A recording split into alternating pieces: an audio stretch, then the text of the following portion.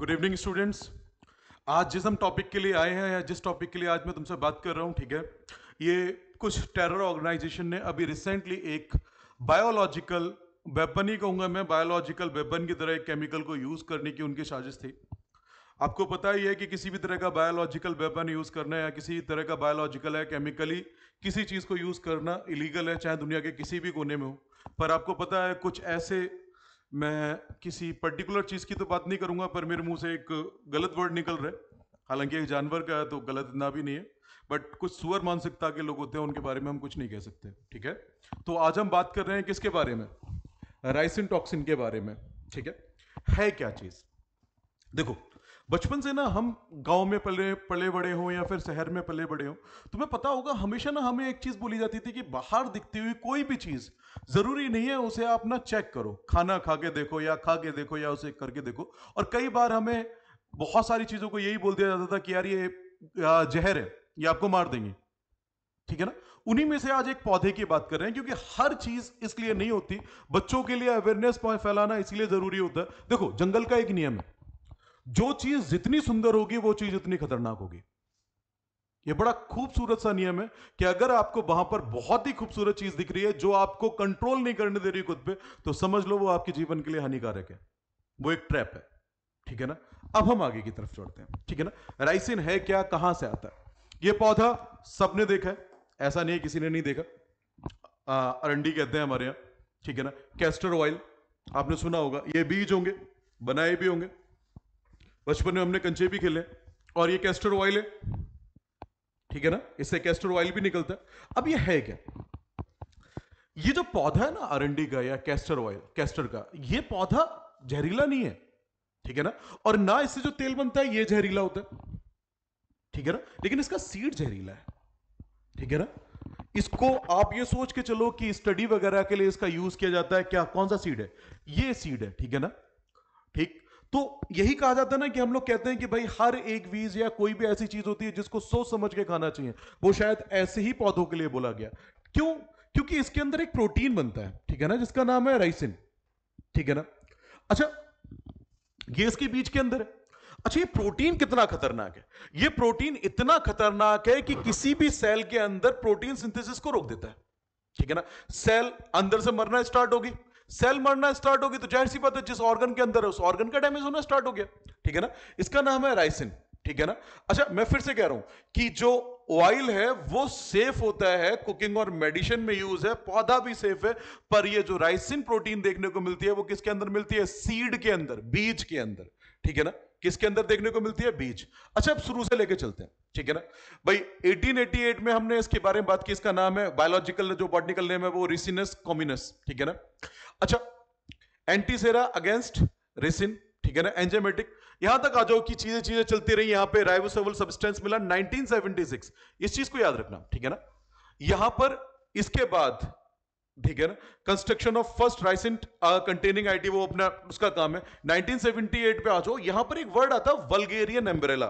क्या हुआ इस दौरान? किसी एक आदमी ने अम्ब्रेला से इसका जो ये राइसिन प्रोटीन थी किसी के अंदर इंजेक्ट करके उसे मारने की कोशिश की थी, ठीक है ना। रेट्रोग्रेड न्यूरल ट्रांसपोर्ट है, ठीक है ना। आइडेंटिफिकेशन हुआ को एंजाइम का एक्टिविटी मैकेनिज्म, जिसको कहा था सीगागा, ठीक है ना। और 2009 तक, ठीक है ना, इससे यह पता लग गया था हमें कि यह सेल को क्या करता है? डैमेज कॉज करता है। और ऐसा नहीं है बहुत ज्यादा मात्रा में, बहुत छोटी मात्रा में भी हमारे लिए उतना ही हानिकारक है, ठीक है ना। ये इसकी बायोलॉजिकल मैकेनिज्म थी, डिटेल में पढ़ेंगे, अभी मैं शॉर्ट वीडियो में इसको इतना ज्यादा नहीं समझा पा रहा, लेकिन हाँ, मैं इसकी हर एक चीज को तुम्हें डिटेल में बताऊंगा।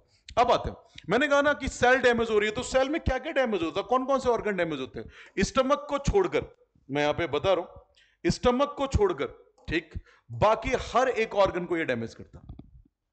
लिवर को भी अफेक्ट करता है, किडनी को भी अफेक्ट कर रहा है, नर्वस सिस्टम को भी अफेक्ट कर रहा है, इसका मतलब सीधे ब्रेन को, लंग्स को भी अफेक्ट करता है, ठीक है ना। अब मैंने तुम लोगों को बोला था कि ये सेल के अंदर प्रोटीन नहीं बनने देता, जिससे कि सेल्स मरने लग जाती हैं, और जाहिर सी बात है इन ऑर्गन का क्या हो जाता है? फेलियर होना स्टार्ट हो जाता है, ठीक है। अब है क्या इनहेलेशन? अब क्या क्या चीज हो सकती है, किस तरह से एक्सपोजर और सिम्टम्स हो सकते हैं सांस लेने में, ठीक है ना। अगर किसी ने सांस के साथ ब्रीथ में इसको इनहेल किया है, तो देखो, सांस लेने में तकलीफ नॉर्मल है ये, क्योंकि रेस्पिरेशन को अफेक्ट कर रहा है। बुखार, खांसी, चेस्ट पेन, लंग डैमेज और ऑर्गन फेलियर बाकी है, ठीक है ना। खाने में खा लिया तो वॉमिटिंग होंगी, डायरिया होगा, स्टमक अल्सर्स होंगे, डिहाइड्रेशन होगा, किडनी होगा और लिवर फेलियर होगा। स्टमक पे इंपैक्ट कर रहा है, पर स्टमक में इतना इंपैक्ट नहीं कर रहा है कि स्टमक को ही फेल कर दे, ऑर्गन फेल में बस वहां पर घाव देखने को मिलते हैं, ठीक है ना। अच्छा, अगर किसी ने इंजेक्शन में ले लिया ठीक है, तो जाहिर सी बात है जिंदगी के लिए बहुत ज्यादा खतरनाक है। याद करो वो मैंने कहा था अम्ब्रेला 1978 दो वाला सीन, ये लाइफ थ्रेटनिंग होता है, ठीक है। अब कितना अमाउंट गया है उस हिसाब से भी ये चीज डिपेंड करती है, ठीक है ना। अब आ जाओ, अगर तुम ये सोचो कि कितना जहरीला है, तो ये इस तरह से समझो कि यहां पे मैंने एक स्टेटमेंट लिखा है कि केमिकल वेपन कन्वेंशन के अकॉर्डिंग इससे पहले ही पेज पर प्राथमिकता दी गई है, अब इससे ज्यादा मैं कुछ नहीं कह सकता, ठीक है ना।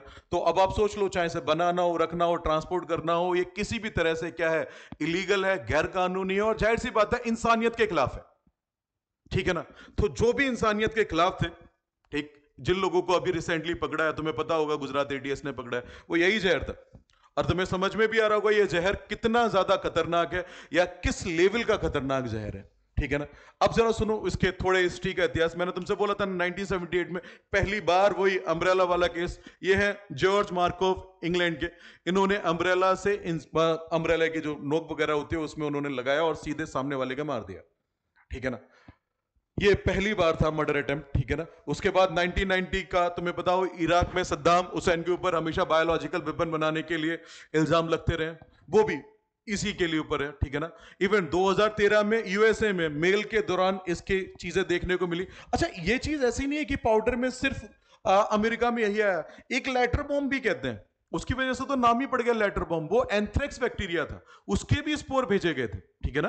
तो याद रखना ये 2013 में भी ट्राई हुआ था, ठीक है ना। और अभी भारत में 2025, ठीक है ना, कुछ विकृत मानसिकता के लोगों ने आरएसएस के आसपास में, या वहां जो भी लखनऊ उसने बताया है, ठीक है ना, कि उसके आसपास में उन्होंने सारी चीजें की थी, अपनी वो सारे काम कर रहे थे, ठीक है ना। वही गुजरात एटीएस ने रेसिन बेस्ड टेरर प्लॉट जो क्या वो देखा और उसको अभी उन्होंने रेस्ट भी किया है, ठीक है। अब यही है वो तीन नामुराद जो गलती से कभी कभी दुनिया में आ जाते हैं, अब ये पता नहीं गलती किसकी। करंट अफेयर, गुजरात ने जो केस पकड़ा है, 3 सस्पेक्ट है, इनमें से एक हैदराबाद बेस्ड डॉक्टर है, वाह, जीवन रक्षक। रा इसका साइलेंट था, भा याद हो गया इसे। सीजियर जो कर रहा था, 3 पिस्टल की है, 30 लाइव कारतूस की है, और सबसे बड़ी बात यहां पे 4 लीटर कैस्टर ऑयल किया था टॉक्सिन प्रिपेयर करने के लिए। टारगेट जो था, मैंने तुम्हें बोला था कि लखनऊ ने अभी बताया कि आरएस ऑफिस के आस पड़ोस का जो इलाका था वो सारा था। इनका जो अभी लिंक देखने को मिला, एएसकेपी लिंक्ड ऑपरेटिव है अबू खदीजा ने रिपोर्ट किया, इन्वेस्टिगेशन ऑनगोइंग है, उपा और आर्म एक्ट, और वो जाहिर सी बात है वो गवर्नमेंट इजिली बता देगी, पर यही है वो 3 नमूने। गौर से देखो, वाकई में बड़े दुखी दिख रहे हैं, मर जाने चाहिए, ठीक। चलो सेफ्टी टिप्स की बात करते हैं। देखो सीधी सी बात है, यहां पे मैं अर्ज करना चाहूंगा, स्कूल में जो हम वैकेशन ट्रिप्स के लिए जाते हैं, देखो बड़े इस तरह की हरकत नहीं करते, लेकिन बच्चों के लिए स्पेशली है, बेटा हर बाहर दिखती हुई चीज, ठीक है ना, अच्छी नहीं होती, ठीक है ना। आजकल इंस्टाग्राम पे बहुत सारे लोग ज्ञान दे रहे होते हैं, मैंने देखा है कि उनसे बड़ा डॉक्टर, उनसे बड़ा तांत्रिक, उनसे बड़ा पूजा कराने वाला कोई पैदा नहीं हुआ। इवन रिलेशनशिप एडवाइजर भी, चाहे खुद का छोड़ो यार, मुझे कुछ निकल जाए, ठीक है ना।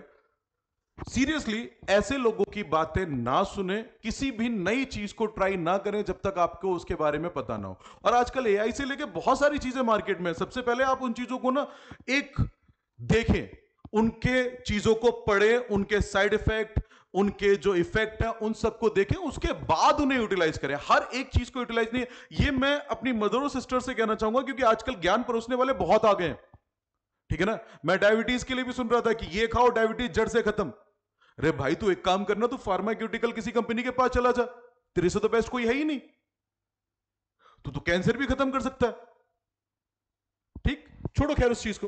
तो दूसरा, बच्चों के लिए अगर आप किसी को किसी भी ट्रिप या गाइड पे लेके जा रहे हैं, मैं आपसे यही कहूंगा कि बच्चों को ये चीज जरूर समझाएं कि डूज और डोंट्स क्या होते हैं। वो बात और है कि वो सुनते नहीं है, पर अगर आप उनको दिखाएंगे या उनको उन चीजों के बारे में डिटेल बताएंगे, तो ये कंफर्म है कि बच्चा इतना समझदार होता है, वो उस तरह की कोई भी चीजें नहीं करता। बस यही है, होम रेमेडीज बड़ी कॉमन है। मैं ये कहूंगा कि जब मैंने आपसे ये कह दिया कि लेवल 1 का है, तो इस तरह की अगर कोई भी चीज है तो डॉक्टर से कंसल्ट करें, वो ज्यादा जरूरी है, क्योंकि इसका अभी तक कोई भी डॉट स्पेसिफिक एंटी तैयार नहीं हुआ।